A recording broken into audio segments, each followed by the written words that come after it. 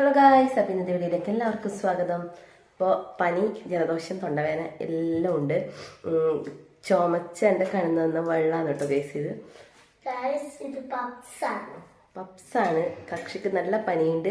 പനി വരുമ്പോൾ തിന്നാൻ പറ്റിയ സാധനം പപ്സ് എന്ന് ആരെങ്കിലും പറയുന്നുണ്ടെങ്കിൽ ഒന്ന് കമൻറ്റ് ചെയ്യണം. പനിയായിട്ടാകുമ്പോൾ സ്വാഭാവികമായിട്ട് കഞ്ഞിയിലാണല്ലോ നമ്മൾ പിടിക്കുക. ഞാനിന്ന് കഞ്ഞിയാക്കാനാണ് വിചാരിച്ചിന്. ഇത്തിരി നാൾ നല്ല ക്ഷീണവും എല്ലാം ഉണ്ടായിരുന്നു. പക്ഷേ ഇന്ന് കുറച്ച് മാറ്റം വന്നിട്ടുണ്ട് കേട്ടോ ഗൈസ്. അപ്പം ഇന്ന് ഞാൻ തീരുമാനിച്ചുറപ്പിച്ചാണ് ഇന്ന് എൻ്റെ ഓൺ വോയിസ് തന്നെ ഇടുന്നു. അപ്പം ഇന്ന് കഞ്ഞിക്ക് ഞാൻ എന്തെങ്കിലും കൊണ്ടുവരാൻ പറഞ്ഞിട്ട് ഒരാൾ കൊണ്ടുവന്നത് ഞാൻ കാണിച്ചു കേട്ടോ. കണ്ടോ ഗൈസ്, വേറൊന്നുമല്ല, നല്ല കരിമീൻ, പിടക്കണ കരിമീനാണ് കേട്ടോ. ഇതാട്ടം പിടിച്ചതാണ് രാവിലെ പോയിട്ട്. രാവിലത്തെ ബ്രേക്ക്ഫാസ്റ്റിന് കൊണ്ടുവന്നത് ഇന്ന് പപ്സ്. അപ്പോൾ ഈ കരിമീനെല്ലാം നല്ല പൊള്ളിച്ചിട്ടും പൊരിച്ചിട്ടും തന്നാണ് നല്ലൊരു ആരോഗ്യനില ഉണ്ടാവണം. ഈ സമയത്ത് എനിക്ക് അച്ചാർ കൂട്ടാനാണ് ഇഷ്ടം.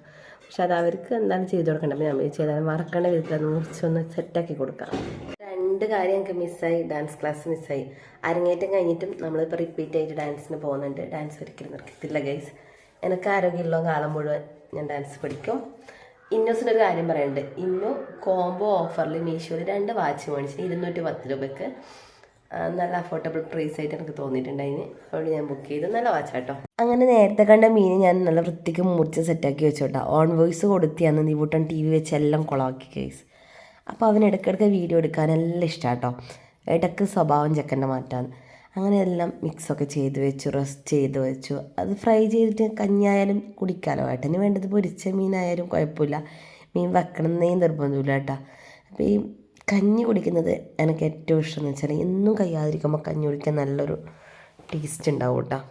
അതുപോലെ തന്നെ മീനൊക്കെ ഞാൻ ചേരുവകളിട്ടത് മല്ലിപ്പൊടി ലേശേ കാണിക്കാൻ പാടുള്ളൂ. അതുപോലെ തന്നെ പറങ്കിപ്പൊടി മീൻസ് മുളക് പൊടി, മഞ്ഞൾപ്പൊടി, ഇഞ്ചി വെളുത്തുള്ളി പേസ്റ്റ്, കോൺഫ്ലവർ ലേശം ഇട്ട്, കുരുമുളക് ഇട്ട്, ഉപ്പിട്ട് മിക്സാക്കി.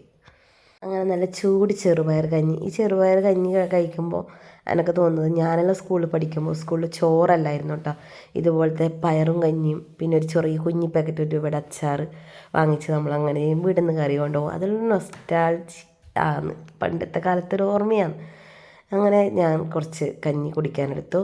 കഞ്ഞി ആകുമ്പോൾ അങ്ങ് ഇറങ്ങിപ്പോയിക്കോളും. അതുപോലെ തന്നെ ഫ്രൈ ചെയ്ത മീനും എടുത്തു.